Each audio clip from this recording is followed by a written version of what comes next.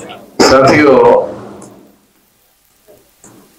हम इस देश के मूल निवासी है, तो इन बातों के बारे में कुछ बातें आप लोगों को, इससे संबंधित बातें आप लोगों को समझना जरूरी है।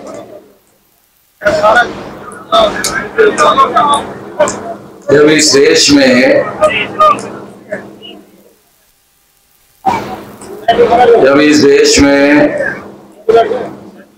विदेशी नस्ल के लोग भारत में आए, तो उन लोगों ने इस देश में समाज को बांटने के लिए वर्ण व्यवस्था बनाई।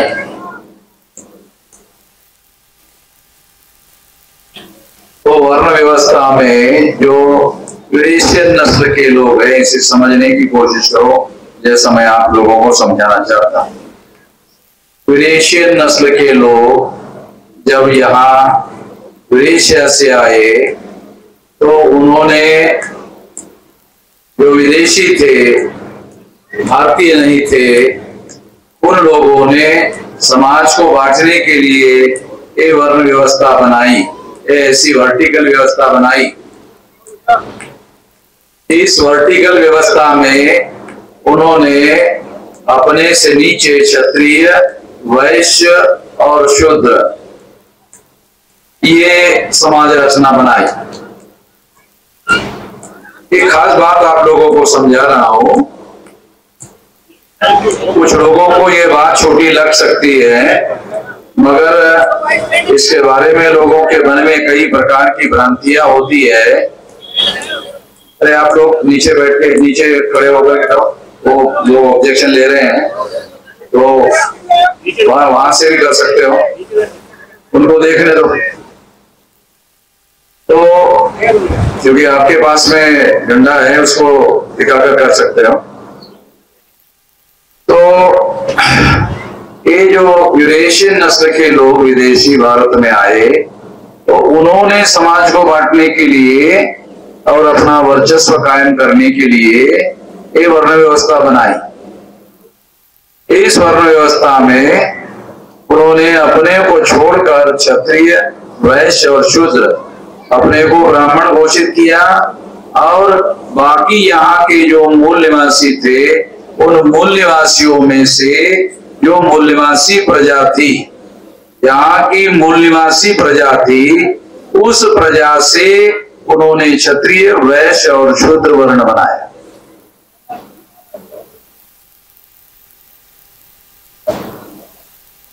तो ये बात मैं इसलिए आप लोगों को समझा रहा हूं, क्योंकि आप लोगों को ये समझ में आना चाहिए कि यहाँ क्षत्रिय वर्ण के जो लोग यहाँ आए हुए हैं, वो भी इस देश में मूल निवासी थे। तो उसको विभाजित करने के लिए, समाज को विभाजित करने के लिए, मूल निवासियों को विभाजित करने के लिए पहले ब्राह्मणों ने, जो विदेशी नस्ल के लोग थे, उन्होंने क्षत्रिय, वैश्य और शूद्र 3 वर्ण बनाए। और फिर आज देखते हम लोग 6247 जाति के टुकड़ों में उन्होंने हमें बांटा।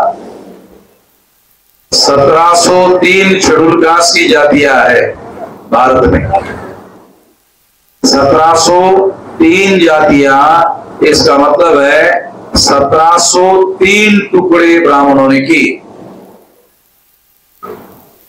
हमारे में से ही कुछ लोग जो है, जब हम ब्राह्मणों के बारे में बात करते हैं, तो उनको थोड़ा अजीब लगता है। तो स्वाभाविक है, जो लोग जागृत नहीं है या जिनके पास जानकारी नहीं है, उनको बातें अजीब जरूर लगती होगी, क्योंकि ज्ञान उसको नहीं बोलते हैं जो पिछड़ा है, जो पीछे है। जो आपको आगे लेके जाता है वो ज्ञान है, जो आपको पीछे रखता है वो ज्ञान नहीं है। जो आपको आगे ले जाता है, अमेरिका का कितना पुराना इतिहास है, 200-300 साल से ज्यादा नहीं है। हमारे देश का इतिहास कितना लंबा है? 2-3 हजार साल का इतिहास। तो अमेरिका दुनिया में पहले नंबर पर है, होना नहीं चाहिए, हमको होना चाहिए। और हम लोग, अगर आप मौर्य काल का अध्ययन करो, अगर आप पढ़े लिखे हो तो आप लोग मौर्य काल का अध्ययन करते होंगे। तो मौर्य काल के अध्ययन में आपको पता चलेगा कि दुनिया में मौर्य काल के दौरान आप लोगों को ये पता चलेगा कि दुनिया में इतना बड़ा साम्राज्य जो है, जो अफगानिस्तान से भी आगे फैला हुआ था, तो हमारे लोगों का था, मूलनिवासियों का था, नाग लोगों का था। तो हम लोग जो है इतने शक्तिशाली लोग थे। इतने शक्तिशाली लोगों को ब्राह्मणों ने पहले 3 वर्णों में बांटा, क्षत्रिय, वैश्य और शूद्र, और फिर 6247 जाति के टुकड़ों में बांटा। ये बंटवारा इतना ही नहीं है, एक और बंटवारा है, वो है छूत और अछूत का। इतना ही नहीं है, छूत और अछूत का भी बंटवारा है। तो ये बात हम लोगों को, जो जैसे जैसे जागृति और जैसे जैसे जानकारी और ज्ञान बढ़ेगा, वैसे वैसे ये बातें आप लोगों के सामने आएगी। तो हम लोगों का इतना विशाल साम्राज्य खत्म इसलिए हुआ क्योंकि उन लोगों ने मौर्य साम्राज्य का आखिरी सम्राट बृहद्रथ मौर्य की पुष्यमित्र शुंग नाम का जो ब्राह्मण है, उसने हत्या की। ब्राह्मणों का इतिहास अहिंसा का इतिहास नहीं है, हिंसा का इतिहास। ब्राह्मणों का जो इतिहास है वो अहिंसा का इतिहास नहीं है, हिंसा का इतिहास है। और हिंसा के द्वारा ब्राह्मणों ने अपना वर्चस्व स्थापित किया।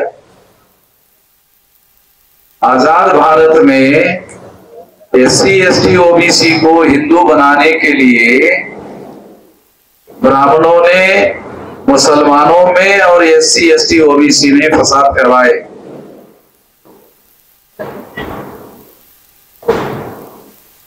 दोबारा आपको बताता हूं, ब्राह्मणों ने SC ST OBC में और मुसलमानों में फसाद करवाए। अगर मुसलमान और SC ST OBC आपस में लड़ेगा तो एक तरफ मुसलमानों का नुकसान होगा, दूसरा SC ST OBC का नुकसान होगा, क्योंकि यही लोग मारे जाएंगे और जो बचेंगे उनको कोर्ट कचहरी के चक्कर में फिर घसीटने का भी कार्यक्रम होता है। तो नुकसान तो इन लोगों का होता है, इनके बीच में जो फसाद होता है। इसके फसाद का फायदा किसको हुआ? इसके फसाद का फायदा ब्राह्मण को हुआ, नुकसान हमें हुआ मुसलमान को और SC ST OBC को। फायदा किसको हुआ?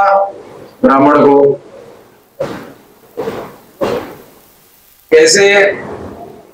क्योंकि जब हिंदू मुसलमान में फसाद होता है, दंगल होती है, तो SC ST OBC प्रतिक्रिया में हिंदू होता है। SC ST OBC प्रतिक्रिया में हिंदू होता है कि वो मुसलमान है, उससे हमारा झगड़ा हो रहा है, इसका मतलब हम हिंदू है। SC ST OBC हिंदू नहीं है।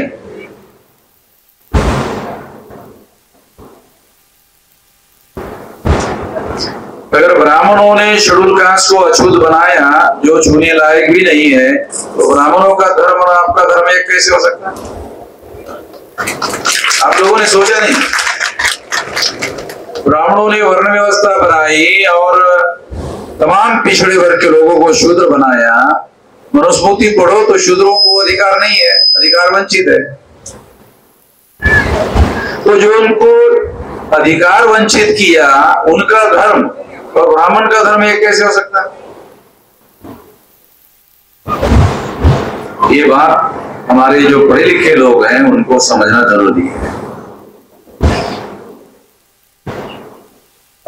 अब ये 3 वर्ण में जो क्षत्रिय वर्ण के लोग हैं, जिसके बारे में क्षत्रियों के अंदर आज सारे देश भर में मंथन चल रहा है, जैसे उनके लोगों के द्वारा पता चला यहाँ सुनते वक्त कि कुछ क्षत्रिय लोग जो है हमारे मंच पर आने वाले लोगों के विरोध कर रहे हैं, और कुछ जो है जिनको ज्ञान हुआ, उनको साक्षात्कार हुआ, उनको जानकारी मिली, वो इस बात को स्वीकार कर रहे हैं। जो स्वीकार कर रहे हैं वो ये मानने के लिए तैयार नहीं है कि हम ब्राह्मण से नीचे है। क्षत्रिय का क्या मतलब है? क्षत्रिय का एक मतलब है, तमाम मतलब होते होंगे मगर एक मतलब ये है कि क्षत्रिय वर्ण व्यवस्था में ब्राह्मण के नीचे है। क्यों है? नहीं होना चाहिए ना।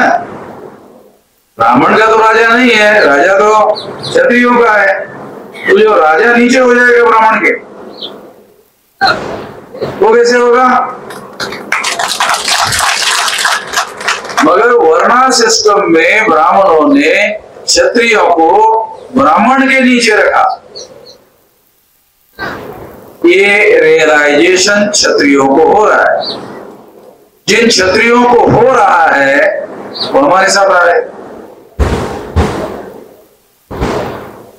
मौलिक बात तो ये है जो तमाम लोगों को, क्षत्रियों समेत तमाम लोगों को मालूम होना चाहिए, वो ये कि हम इस देश के मूल्यवासी हैं, जिनको ब्राह्मणों ने क्षत्रिय, वैश्य और शूद्र वर्ण में और तमाम जातियों में बांटा। ये मालूम होना चाहिए ना। हम लोगों का किसी भी वर्ण को हम मान्यता नहीं देते, क्षत्रिय वर्ण को भी नहीं देते।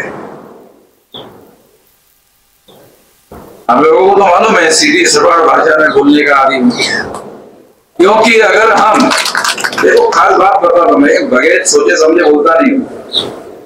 अगर हम क्षत्रिय वर्णों को मान्यता दे तो हमें वर्ण व्यवस्था को मान्यता देनी पड़ती है। समझ में आया? मान लो ये 4 वर्ण है, ये 4 वर्ण में क्षत्रिय वर्णों को मान्यता देते हैं, तो वर्ण व्यवस्था मान्यता देनी पड़ती है ना। तो मान्यता देंगे तो भी शूद्र वर्ण को भी मानना पड़ेगा।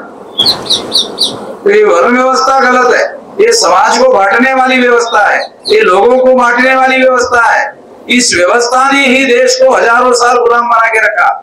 जिन्होंने बनाया वो पहले नंबर के देशद्रोही लोग हैं। ये ब्राह्मणों ने बनाया,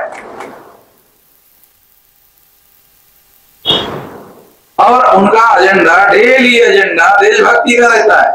और ब्राह्मण लोग सारे देश भर के लोगों को सर्टिफिकेट बांटते हैं, ये देशभक्त है, ये देशद्रोही है।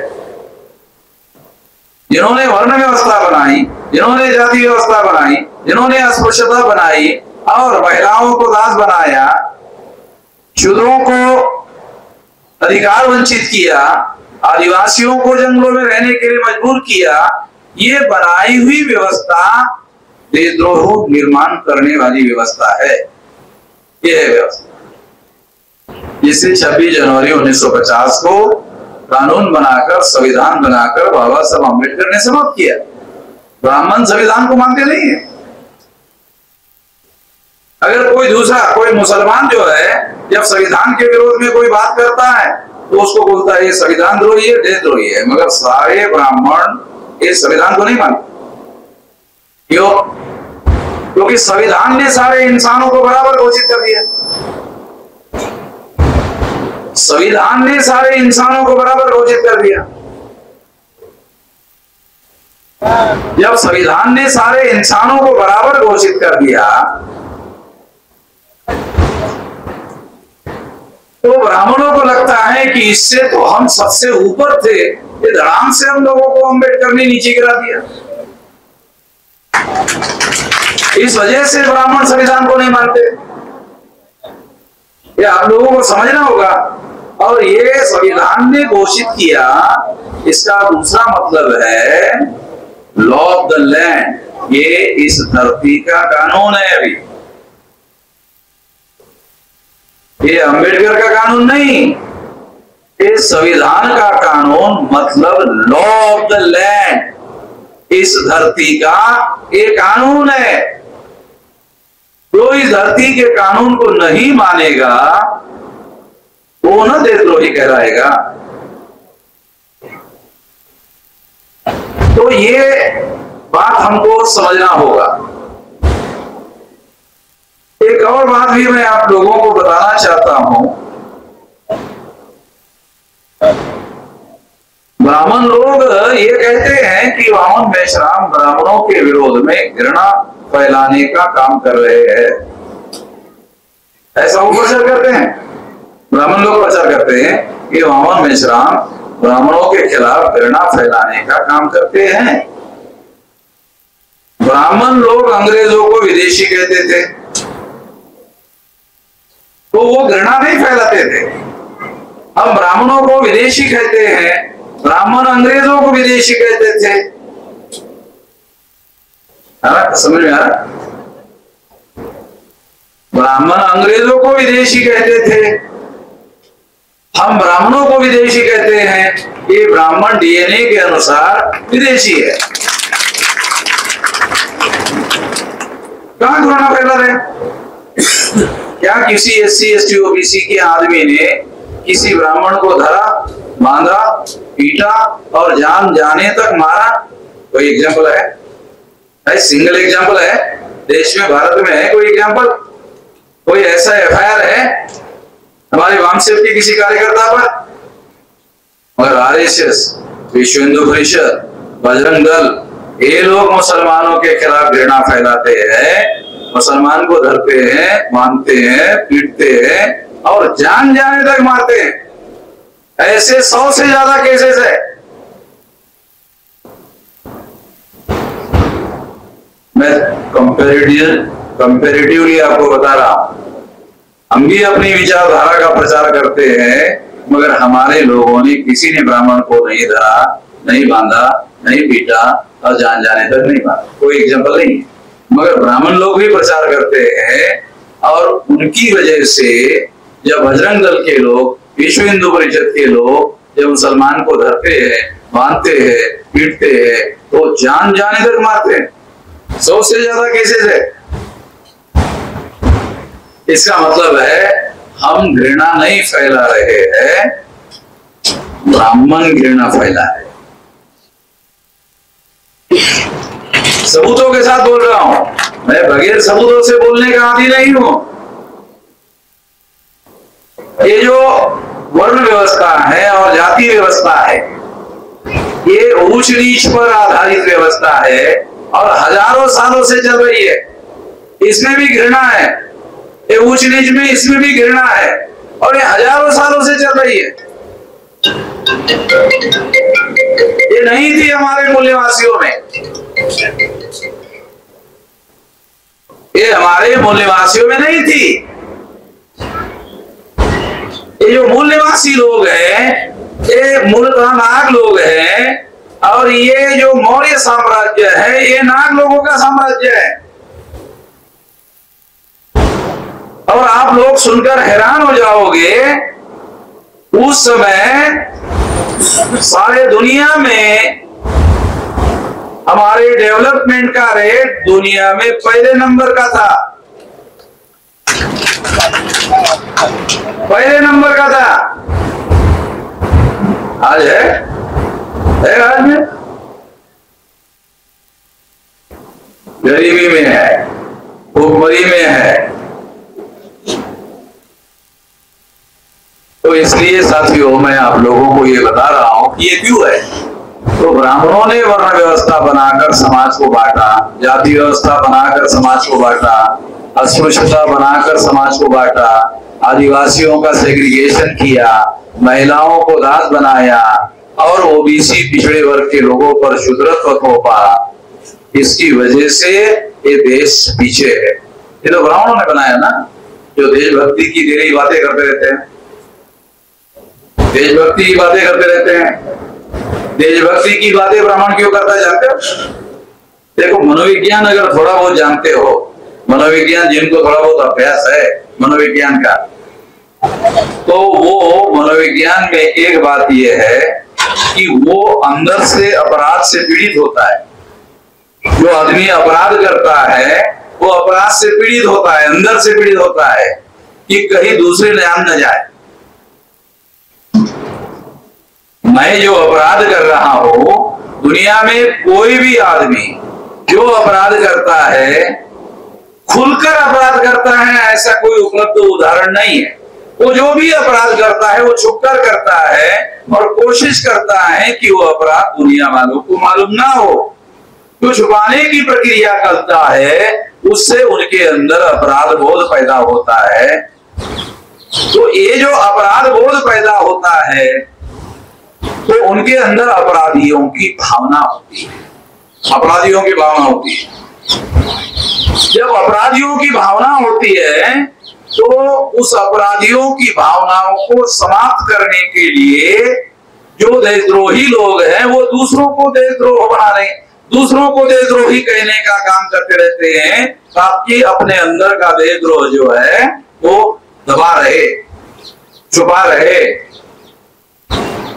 ये मनोवैज्ञानिक बात है।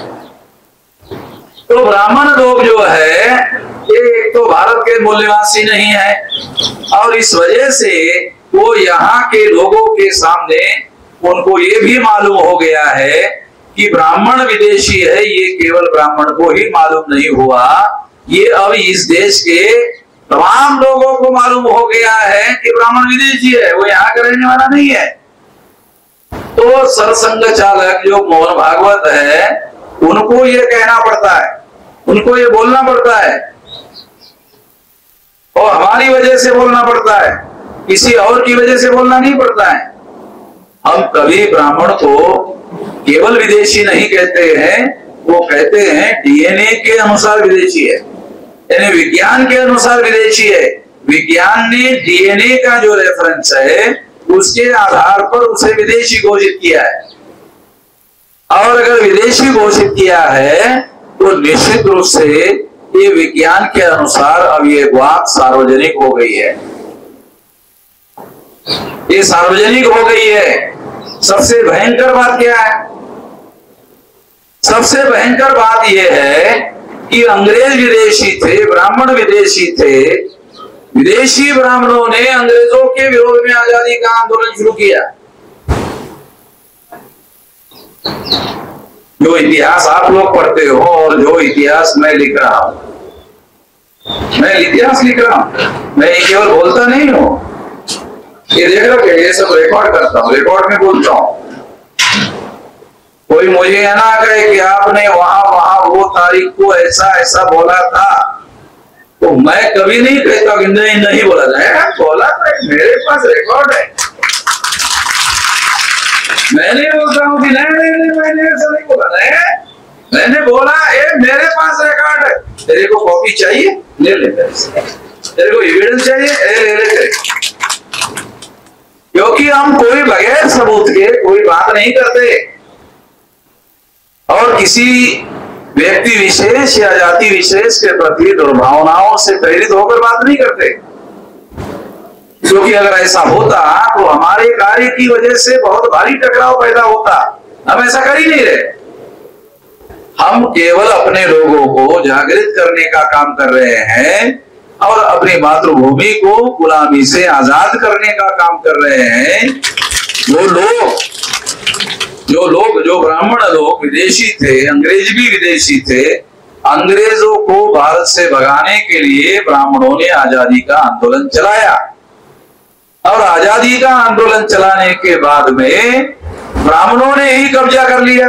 15 अगस्त 47 के पहले ही 2 सितंबर 1946 को पंडित जवाहरलाल नेहरू को प्रधानमंत्री बना दिया गया। आजादी बाद में मिली। इंटरिम गवर्नमेंट में अंग्रेजों ने 2 सितंबर 1946 को पंडित जवाहरलाल नेहरू को प्रधानमंत्री बनाया, अंग्रेजों ने बनाया।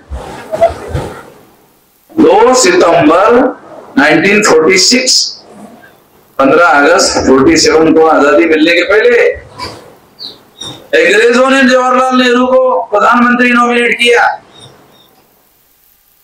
एक विदेशी चला गया, दूसरा विदेशी हमारे सर पर बैठ गया। ये रियलाइजेशन नहीं है हमारे लोगों को, ये बहुत भयंकर बात है और ये रियलाइजेशन हमको होना चाहिए। और फिर उन्होंने, जिन ब्राह्मणों ने इस देश पर काबिज किया, उनकी संख्या देश में 3.5% थी। 3.5% लोग अपनी संख्या के बल पर ग्राम पंचायत में भी पंच नहीं चुनवा सकते। 3.5% वोट के आधार पर ब्राह्मण ग्राम पंचायत में पंच भी नहीं चुनवा सकते, तो गांव का सरपंच बनने का सवाल ही नहीं है। जो गांव का सरपंच नहीं बना सकते, वो देश के पंचायत का प्रधानमंत्री कैसे बनाएंगे? बना रहे। पहले कांग्रेस ने ब्राह्मण को प्रधानमंत्री बनाया और बीजेपी के जाने के बाद में, अभी कांग्रेस के जाने के बाद में अभी बीजेपी वही 3.5% ब्राह्मणों की बीजेपी, 3.5% ब्राह्मणों की कांग्रेस, 3.5% ब्राह्मणों की बीजेपी, दूसरी पार्टी फिर उन्होंने अपना प्रधानमंत्री बनाया। खबरदारी लिया हमारी वजह से ये ब्राह्मण को प्रधानमंत्री ना बनाया जाए, नहीं तो वामन मिश्रम को हमला करने का मौका मिल जाएगा। मेरी वजह से बहुत सारे लोगों को ये बात समझ में नहीं आती कि मेरी वजह से भाजपा ने राज स्थापित किया, मगर ब्राह्मण को प्रधानमंत्री नहीं बना पाए मेरी वजह से। उनको इस बात का डर लगता है कि इससे सारे भारत के लोग, मूल निवासी लोग इकट्ठा हो जाएंगे, और अगर हमने ऐसा किया तो इसलिए एक बैकवर्ड को, एक नरेंद्र मोदी को देश का प्रधानमंत्री बनाया, नरेंद्र मोदी को बनाया। और आप नरेंद्र मोदी क्या करता है? क्या करता है? वो पूरा नीचे गिर जाता है, ऐसा नीचे गिर जाता है ब्राह्मण के सामने। लिमिट हो गई नरेंद्र मोदी के गिरने की। अच्छा, वो स्वेच्छा से गिर जाता है, उसको कोई गिराता भी नहीं है। ऐसा प्रधानमंत्री तो भारत में देखा नहीं कहीं पहले।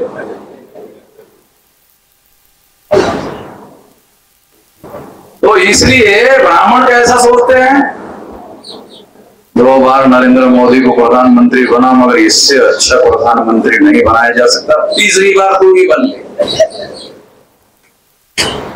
तो आरएसएस के लोगों ने उसको भी तीसरी बार भी, उसका नाम जो है प्रधानमंत्री पद के लिए, तू ही बन ले, हमारा तेरा ही समर्पण है, क्योंकि तेरे जैसा कोई दूसरा बैकवर्ड मिलेगा हमको कोई संभावना लग नहीं रही।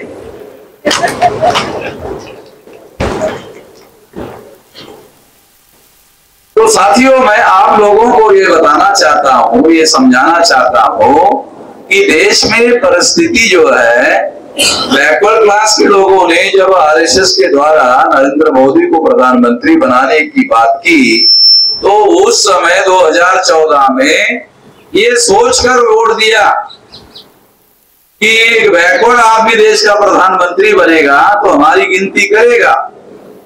बैकवर्ड 52% लोगों ने ये सोचा कि एक बैकवर्ड ब्राह्मण देश का प्रधानमंत्री बनता है तो हमारी गिनती नहीं करता, जानवरों की गिनती करता है, कुत्ते बिल्लियों की गिनती करता है, जानवरों की गिनती करता है, जंगली जानवरों की गिनती करता है, मगर हमारी गिनती नहीं करता। तो इसलिए बैकवर्ड ने सोचा एक बैकवर्ड आदमी को प्रधानमंत्री बनाया जाए, और 52% बैकवर्ड लोगों ने नरेंद्र मोदी को प्रधानमंत्री बनाने के लिए साथ सहयोग किया, प्रधानमंत्री बनाया। मगर अभी 9 साल पूरे हो गए, बैकवर्डों की गिनती नहीं हुई। अधिकार देने की बात तो बहुत दूर की बात है, अधिकार देने की बात दूर की है, अरे गिनती करने के लिए तैयार नहीं है। जब आपकी गिनती करने के लिए तैयार नहीं है कोई आदमी, तो उसको हम अपने दृष्टि से प्रधानमंत्री कैसे माने? अगर प्रधानमंत्री के बाद फैसला करने का अधिकार है और प्रधानमंत्री ओबीसी है, पिछड़े वर्ग का है, और पिछड़े वर्ग का ही प्रधानमंत्री पिछड़े वर्ग की गिनती करने के लिए फैसला नहीं कर रहा है, तो ये कैसे माना जा सकता है कि नरेंद्र मोदी को समझ में नहीं आ रहा है, इस वजह से वो गिनती नहीं कर रहा है? ये बात नहीं है। आरएसएस के लोग ऐसा करने देने के लिए उसको राजी नहीं है। इससे दो बातें प्रमाणित होती है। एक, या तो नरेंद्र मोदी नामधारी प्रधानमंत्री है और वास्तविक सत्ता आरएसएस के पास है, फैसला लेने का अधिकार आरएसएस के पास है, और दिखाने के लिए नरेंद्र मोदी को रखा गया है ताकि बैकवर्ड क्लासेस के लोग ये देख ले ये तेरा प्रधानमंत्री है, देख ले, पहचान ले, ये तेरा ही है, तो दिखाने के लिए रखा। मनुस्मृति में लिखा हुआ है, ब्राह्मणों के द्वारा लिखी हुई मनुस्मृति में लिखा हुआ है कि अगर ब्राह्मण तेली का मुख देख ले तो उसका सारा का सारा दिन खराब होता है और उसको तुरंत नहाना पड़ता है। ये मनुस्मृति में लिखा हुआ है, ये ब्राह्मणों ने लिखा। नरेंद्र मोदी पिछड़े वर्ग में तेली जाति का है, 24 घंटे देख रहे, और ब्राह्मण नहाने का भी काम नहीं कर रहे। ऐसा कहीं सार्वजनिक रूप से नहा रहे हैं, ऐसा कहीं दिख नहीं रहा है। मतलब मैं तो केवल एग्जाम्पल देने के लिए कह रहा हूं, समझाने के लिए बता रहा हूं कि मनुस्मृति में ऐसा लिखा हुआ है। सारे जातियों के बारे में, हमारे सारे एससी एसटी ओबीसी के बारे में ब्राह्मणों के धर्म ग्रंथ में बहुत ज्यादा घृणा करने वाली बातें लिखी हुई, जिसे धर्म ग्रंथ कहा जाता है। उसे किसी मापदंड में धर्म ग्रंथ नहीं कहा जा सकता, क्योंकि घृणा है सारी बातें, और घृणा का फैलाव और प्रचार करने वाले ग्रंथ को धर्म ग्रंथ नहीं माना जा सकता। तो ऐसी बहुत सारी बातें हैं जिन बातों को हम लोगों को समझने की, जानने की जरूरत है। आज लोकतंत्र में जो समस्याएं हैं, बहुत सारी समस्याएं हैं। ये जो चुनाव आयोग है,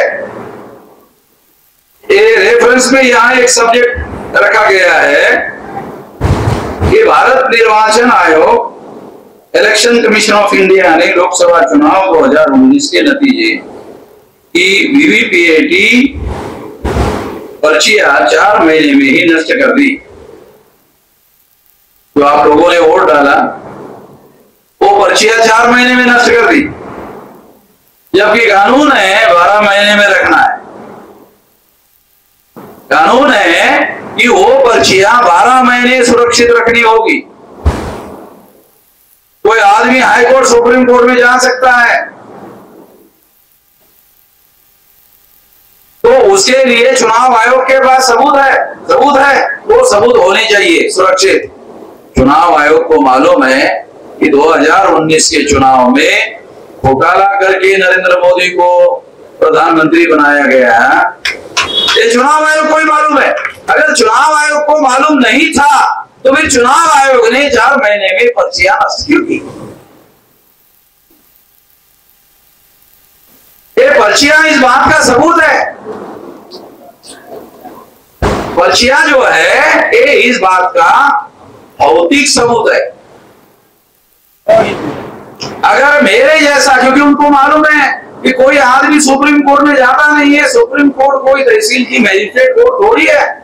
हमारे लोगों ने, बहुसंख्य के लोगों ने, किसी ने सुप्रीम कोर्ट देखा नहीं होगा, केस लेकर जाने का तो छोड़ो। तो उनको मालूम है वहां पर मैं समझ जा सकता।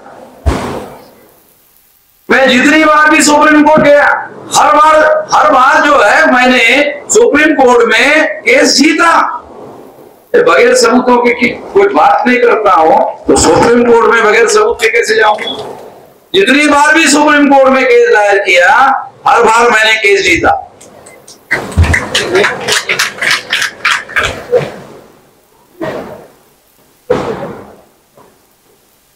सुप्रीम कोर्ट में वकील को मैं ही बोलता हूं, ये बोलना है। वकील ने मुझे कहा एक बार कि आप वकालत कितनी पढ़ेगा, कुछ भी नहीं। फिर आपको ये कैसा ज्ञान है कि लड़ते लड़ते ज्ञान हो गया है। देखो ये लड़ाई है, इसमें जो दिमाग है ये हथियार के तौर पर उपयोग और प्रयोग लाना पड़ता है। आपके पास चाकू छुरी बंदूक गोली है, चलाना नहीं आता है, क्या मतलब? चाकू छुरी बंदूक गोली है चलाना नहीं आता, क्या मतलब? सबसे महत्वपूर्ण है हुनर, जो उसको चलाते आना चाहिए। दिमाग अगर हथियार है तो इस हथियार को उचित समय पर उसका उपयोग और प्रयोग करते आना चाहिए। तो इसलिए मैं देश के हालात और परिस्थितियों के अनुसार उपयोग करता हूं। चुनाव आयोग को मालूम है कि आदमी सुप्रीम कोर्ट पहले भी गया हुआ है, तो बाद में भी जाएगा, तो इसलिए ये पकड़ा जाएगा। तो उन्होंने 4 महीने में ही पर्चियों को नष्ट कर दिया। 2019 का चुनाव, उसमें 4 महीने में नरेंद्र मोदी के चुनाव की पर्चियां नष्ट कर दी गई। ये डॉक्यूमेंट्री एविडेंस है कि 2019 का चुनाव आरएसएस, भाजपा और नरेंद्र मोदी ने घोटाला करके जीता। फिर कांग्रेस ने इसे नेशनल इश्यू क्यों नहीं बनाया? क्योंकि कांग्रेस ने 2004, 2009 में उसने 2 बार घोटाला करके जीता। तो ये चचेरे चचेरे मौसेरे मौसेरे भाई भाई है। और ये बीजेपी वालों को मालूम है। कांग्रेस वाले लोगों ने अडवाणी को और बीजेपी आरएसएस को कहा इसके विरोध में आप हंगामा मत करो, करेंगे आरएसएस करेंगे। 2 बार तुम कर लेना, हमने 2 बार घोटाला किया, 2 बार तुम कर लेना, चुप रहो, ठीक है। तो लेन देन के आधार पर ये बीजेपी आरएसएस के लोग चुप है। कांग्रेस वाले क्यों चुप है? क्योंकि उन्होंने पहले किया, बाद में आरएसएस भाजपा के लोगों ने किया। क्योंकि आरएसएस भाजपा ये 3.5% वाले ब्राह्मणों का संगठन है। ये जो संगठन है आरएसएस, ये ब्राह्मण ने शुरू किया। कितने लोगों को पता है कि कांग्रेस की स्थापना भी ब्राह्मणों ने की? ये भी मालूम होना चाहिए ना। उसके स्थापक भी, उसके संस्थापक भी ब्राह्मण ही है। तो वो हमारा कल्याण करने के लिए तो कांग्रेस नहीं बनाई, हमारा कल्याण करने के लिए तो भाजपा नहीं बनाई।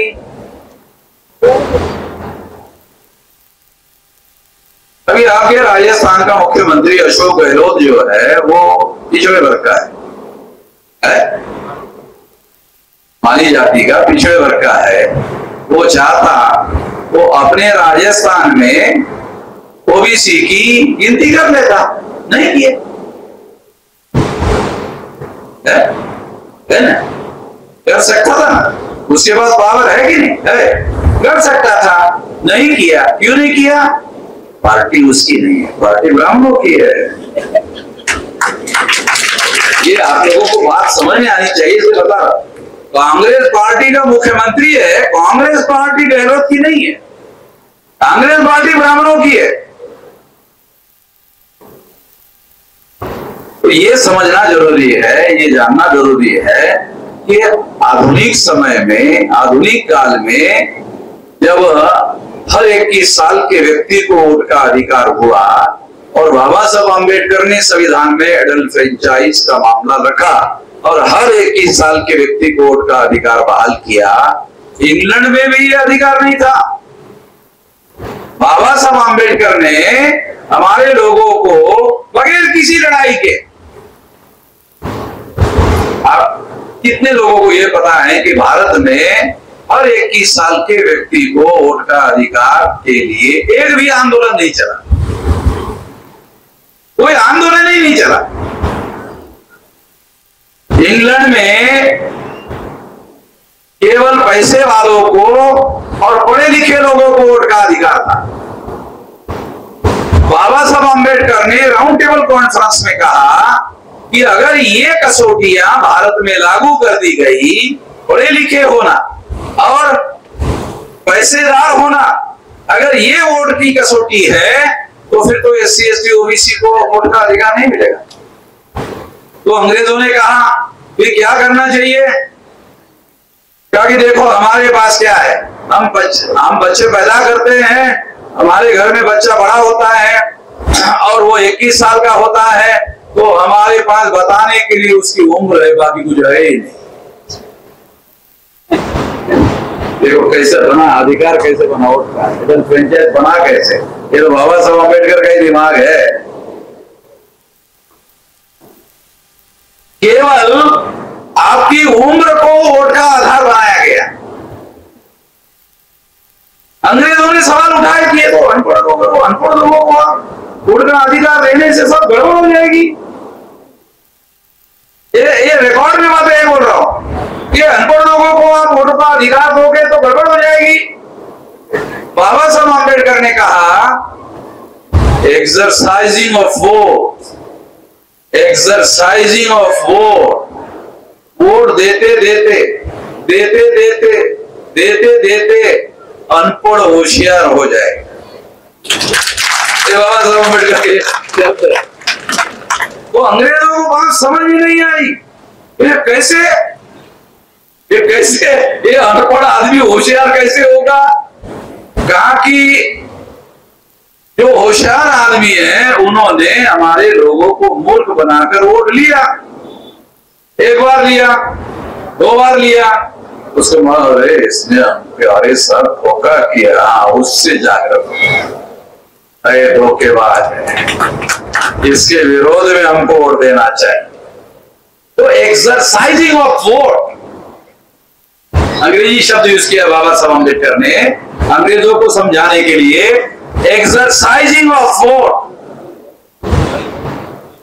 वोट देते हमारे लोगों को समझदारी आ जाएगी और होशियारी आ जाएगी और वो वोट देने का काम करेंगे। तो निश्चित रूप से ये महत्वपूर्ण बात थी और इसको आधार बनाकर भारत में एडल्ट फ्रेंचाइज, इसलिए शब्द बना एडल्ट फ्रेंचाइज, प्रौढ़ मताधिकार, प्रौढ़ होने की उम्र बाबा साहब ने 21 साल मानी, राजीव गांधी ने 18 साल मानी। तो अभी 21 साल नहीं, अभी तो 18 साल है। तो इस तरह से साथियों ये एक्सरसाइजिंग ऑफ वोट जो है, इसकी वजह से आज इस देश में जो शासक वर्ग ब्राह्मण है वो बहुत बड़े पैमाने पर प्रेशर में है, दबाव में है और इसके लिए सत्ता का उपयोग करते हुए उन लोगों ने मिसयूज करते हुए कि सत्ता पर ब्राह्मणों की ही पकड़ होनी चाहिए, तो उन्होंने क्या किया, चुनाव प्रणाली ब्राह्मणों के अनुकूल बनाई। कितने लोगों को पता है लोकसभा का चुनाव लड़ने के लिए कांग्रेस और बीजेपी के लोग एक लोकसभा के लिए 100 करोड़ रुपए खर्चा करते हैं? किसी को पता?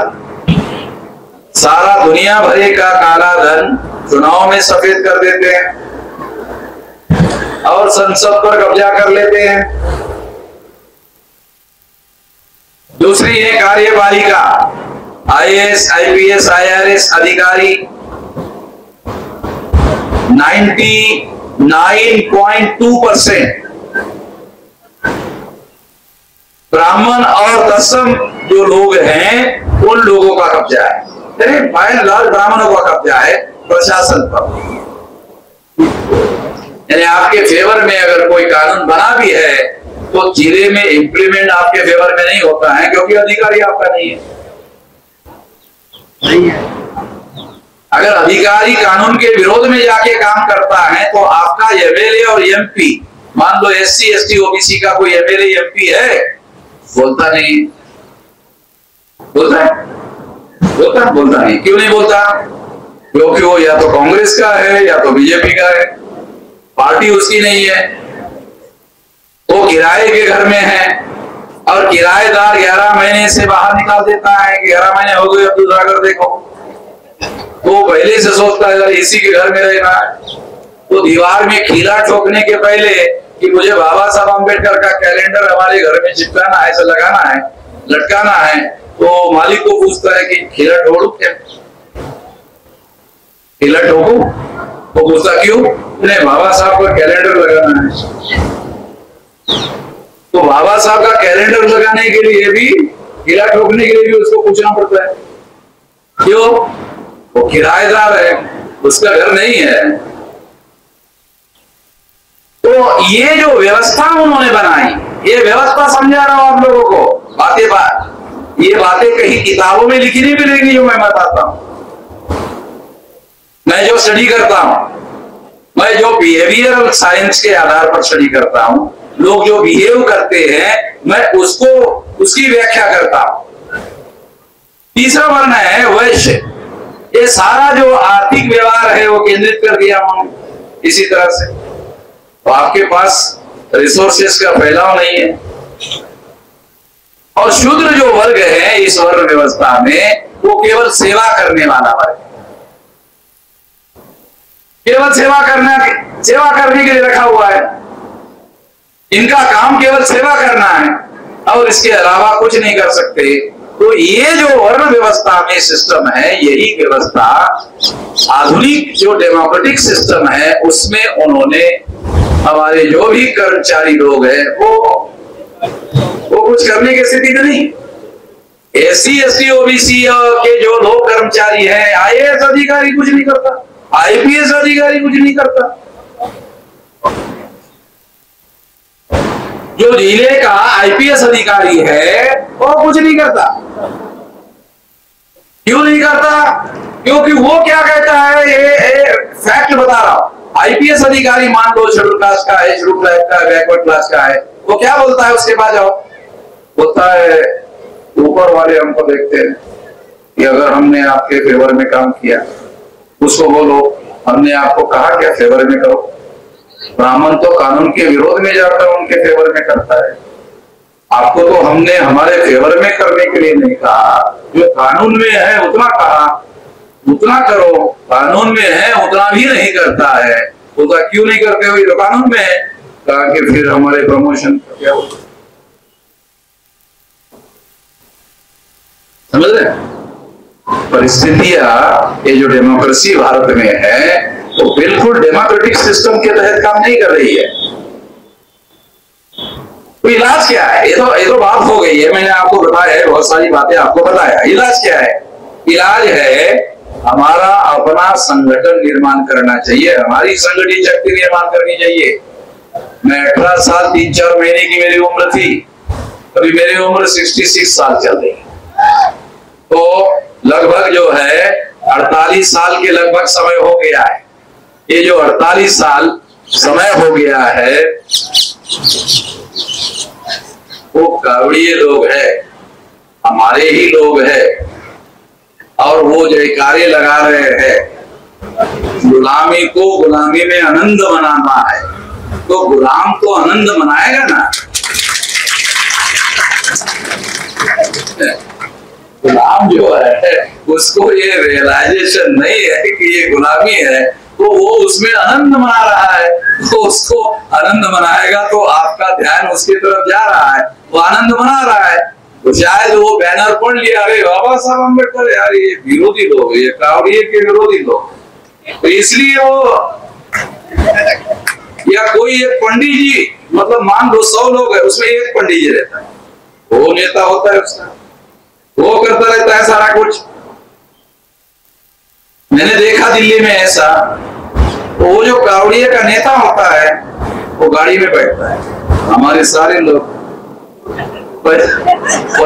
चल रहे हैं। उसको हमने पूछा कि वो अंदर बैठा है, तुम क्यों चल रहे हो? कहा कि जितना पैदल चलेंगे उतना पुण्य जमा होगा, ऐसा उसने कहा।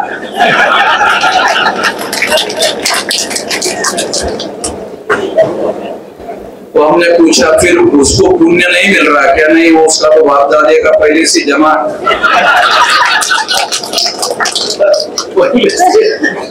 पहले से बहुत ज्यादा जमा है, वो उसी पर खा रहा है। हमारे बाप दादा का कुछ होता है नहीं, पूंजी है नहीं कुछ भी, इसलिए पैदल चलना पड़ रहा है। तो हमारे लोगों का ऐसा है, ये स्थिति है, कोई जमा वमा होना नहीं है। पैर में छाले पड़ते हैं कुछ, कोई भगवान इनको देखता नहीं, कोई ध्यान रखता नहीं है कि छाले तो कम से कम रोके, नहीं छाले भी नहीं पर रोकता है, क्योंकि वो जो शारीरिक क्रिया है उसका परिणाम तो होना ही होना है।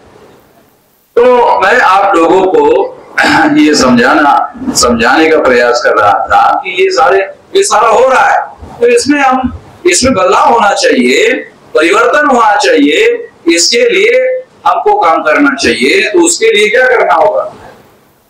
उसके लिए हम लोगों को संगठित शक्ति का निर्माण करना चाहिए। मैं 18 साल 3-4 महीने की मेरी उम्र थी, अभी मेरी 66 साल की उम्र है।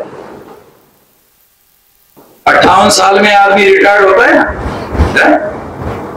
58 साल में होता है, 60 हो गए, तो बढ़ा दिया गुलामी, अभी 2 साल और कर लो, शायद अशोक गहलोत ने कर दिया होगा। हाँ बराबर है। तो 60 साल हो गई है, तो 60 साल में हमारा आदमी अभी भी कई राज्यों में 58 ही है, तो 58 या 60 साल में हमारे लोग जो है रिटायर्ड हो जाते हैं, और जब वो घर में आते हैं तो उसके बच्चे उसको बोलते हैं पापा अब आप टायर्ड भी हो गए, नाते पोते को खिलाओ और कंधे पे बिठा के घुमाओ। तो सरकार उसको रिटायर्ड कर देती है, और बच्चे जो है उनके बोलते हैं कि पापा तुम अब टायर्ड भी हो गए, थक गए, अब आराम करो। तो इस तरह से लोग जो है निष्क्रिय हो जाते हैं। जब नौकरी पे रहते हैं तो कहते हैं रिटायर्ड होने के बाद करूंगा, अब जब रिटायर्ड होते हैं तो बोलते थक गया हूं, अब कुछ कर नहीं सकते। तो इसलिए मैं अभी 66 साल मेरी उम्र है, रिटायरमेंट के बाद भी ये मैं काम कर रहा हूं, और मुझे कभी भी ऐसा नहीं लगा कि मैं 66 साल का हो गया हूं। अंदर से भावना होती ना, अरे मैं थक गया। नहीं, ये मैं डेली ट्रैवलिंग में, डेली ही ट्रैवलिंग में हूँ। रात के 3 बजे में जयपुर में आया, वहां से 9 बजे हम लोग इधर आने के लिए निकले, और अब भाषण होते ही गाड़ी रेडी है, दिल्ली जाऊंगा, मॉर्निंग में फ्लाइट है, उधर बंगाल से आगे उधर कार्यक्रम है।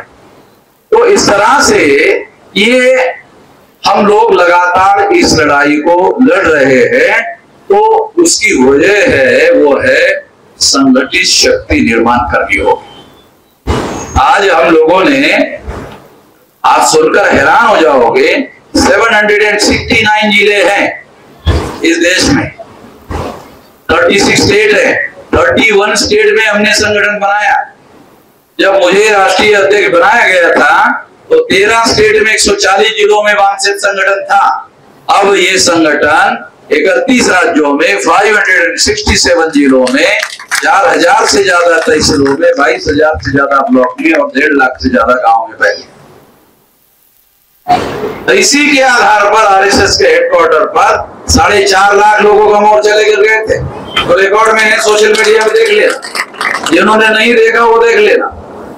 4.5 लाख लोग लेकर गए थे।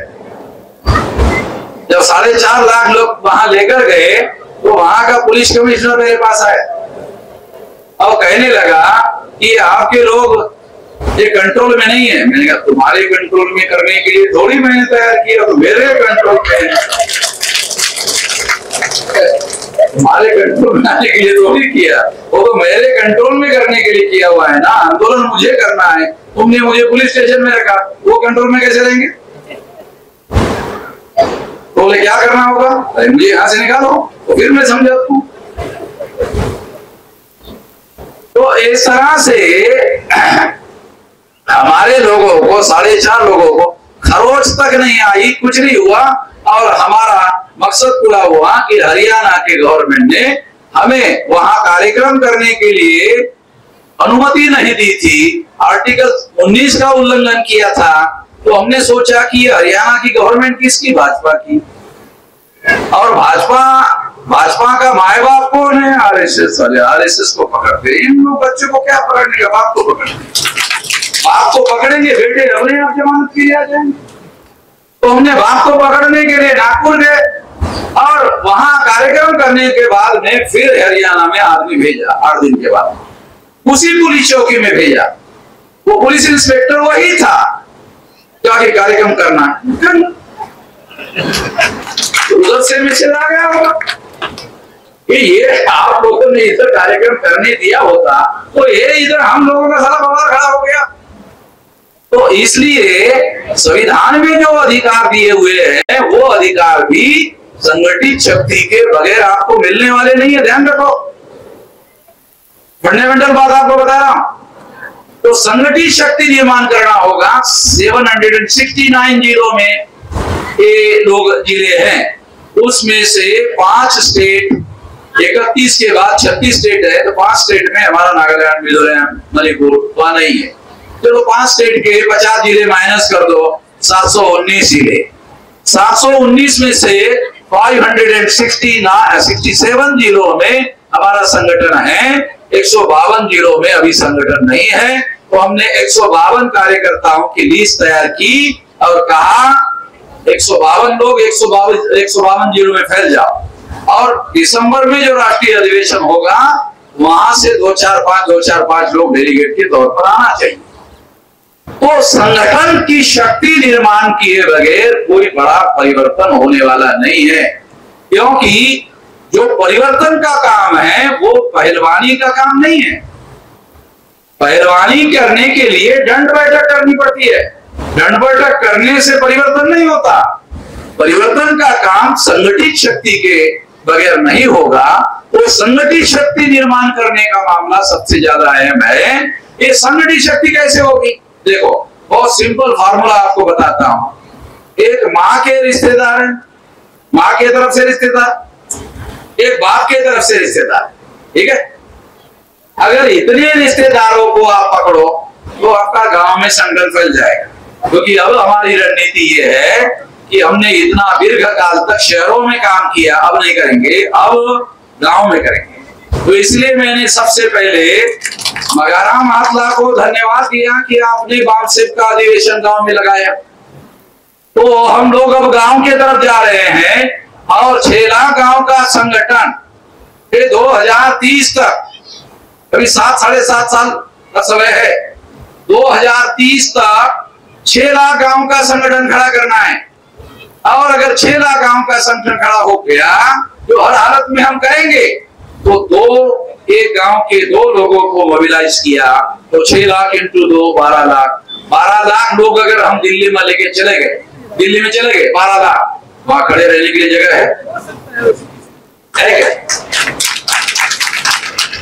नरेंद्र मोदी प्रधानमंत्री है, वहां अगर खड़े रहने के लिए जगह नहीं बोली, इतने लोग आ जाए तो फिर सरकार चलाने का क्या होगा?